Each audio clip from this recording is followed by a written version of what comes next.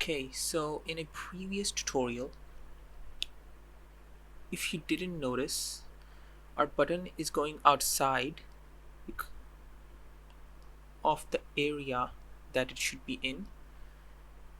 As you can see, the input box, the input field area is ending here, and the button is going outside of this. And this is an error you sometimes will face, and this is an easy fix. And the reason why this error ends up happening is because whatever element you made a row, right,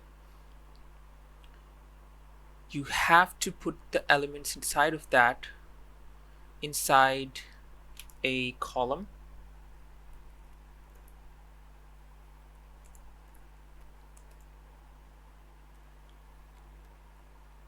I'm just gonna make this 12 because I don't want to change the size, so just move this up. And as you can see, this button is now inside of this column. And now when I'm going to save this, what just happened?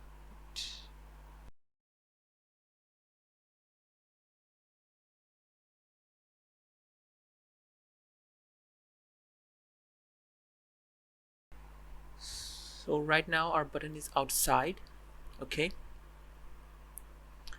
and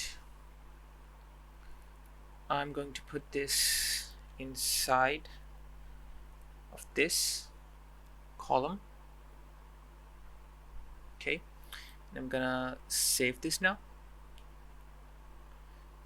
And as you can see, it's now inside right here.